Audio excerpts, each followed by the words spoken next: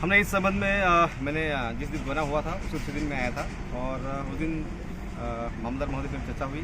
उसके बाद परिवार से भी मैंने जानने की कोशिश की और उस दिन उसके बाद हमने हमारी एक कमेटी बनाई गई थी और कमेटी के माध्यम से हम हमारे पास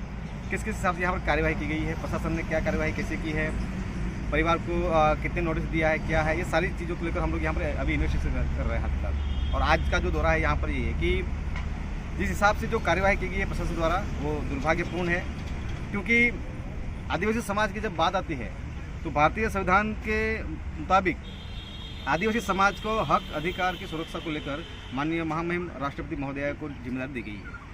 और जिस समाज की सुरक्षा के लिए सीधी जिम्मेदारी अगर राष्ट्रपति महोदया की है उस समाज के साथ, उस परिवार के साथ ऐसा हो रहा है, ये एक दुर्भाग्यपूर्ण है। दूसरी बात, सुप्रीम कोर्ट कह रही है कि आदिवासी इस देश का मूल बीज है, मूल मालिक है।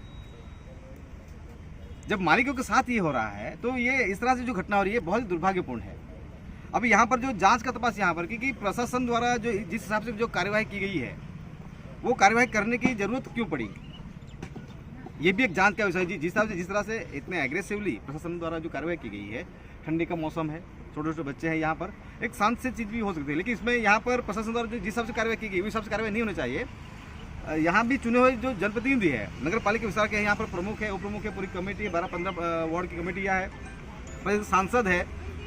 चुने हुए जनप्रतिनिधियों के साथ में चर्चा विचार करने के बाद इस तरह से कार्यवाही करनी चाहिए। लेकिन आज इस हिसाब से दाना प्रशासन जो व्यवहार तंत्र जिस एग्रेसिव से काम कर रहा है, ये कहीं न कहीं आने वाले समय में लॉ एंड ऑर्डर का वायलेशन खुद प्रशासन कर रही है। तो ये आज यहाँ आने का पर्पज हमारा यही है कि जो हमारी टीम आई यहाँ पर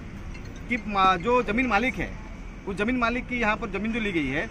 2006-7 की बात कर रहे हैं, तो 6-7 के आसपास जब ये ज़मीन ली गई तो उसके आजू बाजू में दूसरी ज़मीन किसकी थी? अगर वो यही ज़मीन ली, टारगेट यहाँ पे यही ज़मीन क्यों ली गई, तो उसके आजू बाजू में दूसरी ज़मीन क्यों नहीं ली गई? क्या वो दूसरे बाजू में ज़मीन वो किसी बिना आदिवासी की ज़मीन थी या कोई बड़े बिल्डर की ज़मीन थी? मुझे यहाँ भी ये भी रिपोर्ट मिल रहा है कि आजू बाजू में कई जो ज़मीनें हैं कुछ भाजपा के बड़े नेताओं ने भी ज़मीन खरीदी हुई है, ऐसा हमें रिपोर्ट आज मिल रहा है यहाँ पर। तो इसमें कुछ बड़ा मामला हो सकता है, लेकिन जब तक हमारे पास प्रॉपरली दस्तावेज नहीं आए, मैं परिवार को और अब तक दाना प्रशासन द्वारा क्या क्या नोटिस दी गई है, कितना कौन से साल से कब जमीन सीज सरकार हुई है, एक्वायर की जो प्रक्रिया जो प्रोसेस की गई है वो किस हिसाब से की गई है, मुआवजा कितना दिया है, मार्केट से रेट के क्या है, क्योंकि ये मामला 2011-12 में अनिल पटेल जी के माध्यम से मेरे पास आया था। ये मामला ऑलरेडी एसटी कमीशन में था और एसटी कमीशन ने अभी तक 3 बार यहाँ पर दाना प्रशासन, जब प्रशासक महोदय भल्ला जी थे तो उस समय उनको नोटिस भेजा गया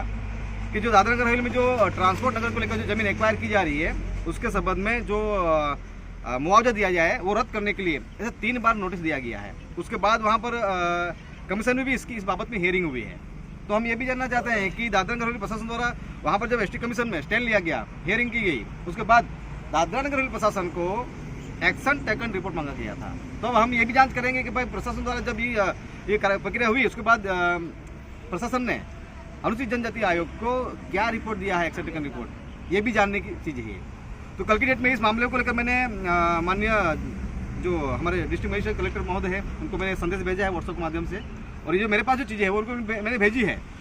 कि सर ये ऐसा सा मामला है और इस मामले में हम व्यक्तिगत मिलकर चर्चा करना चाहते हैं ताकि एक प्रॉपरली जो जमीन मालिक है और प्रशासन के बीच में जो कम्युनिकेशन गैप है वो उसका मैं पूरक बन सकूँ, साथ ही कोई दूसरा इस तरह का हादसा हमारे आदिवासी समाज के साथ ना हो, तो वो गंभीरता देखते हुए मैं आज यहाँ पर आया हूँ। दुर्भाग्यपूर्ण बात यह है,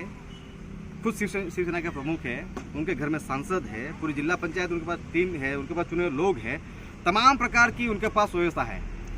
हादसा होने के 5 दिन के बाद इनको समय मिलता है, ये बड़ी बात है यहाँ पर। और अभी भी कहने के दरवाजे खटखटाना पड़ेगा। अरे प्रदेश के जनप्रतिनिधि हो, जहाँ तकलीफ हो, जहाँ समस्या हो, और ये आदिवासी परिवार, आदिवासी नेता हो, आदिवासी नेता के आदिवासी समाज के साथ, आदिवासी परिवार के साथ ये सारी चीजें हो रही है और आदिवासी परिवार को वहाँ दरवाजे खटखटाने की जरूरत पड़ेगी, सामने से आकर ये बातें करनी चाहिए। और हम तो ये कह रहे हैं कि भाई जब ये प्रशासन द्वारा कार्यवाही की जा रही थी तब ये सांसद और ये शिवसेना के जो प्रमुख है या चुने हुए जो लोग हैं वो कहाँ थे? क्यों नहीं इस चीज़ को, इस तरह जो घटना हुई, अगर शायद सांसद और ये जो प्रमुख है या जो लोग अभी आ रहे हैं ये उस समय अगर हरकत में आते तो इतना बड़ा हादसा नहीं होता।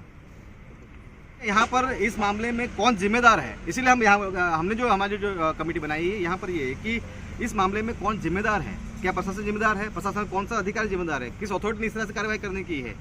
तो ये जिसे ये जांच का विषय है। और जब तक परिवार और ये जो गाँव वासी है, इसलिए मैं यहाँ जानने के लिए आए हैं कि क्या क्या कार्रवाई हुई वो हमें दो, और प्रशासन भी जानने की कोशिश कर रहे हैं हम लोग, ताकि तालमेल हो और जो भी कुछ इसमें आगे की जो प्रक्रिया है उपरोक्त परिवार को न्याय मिले।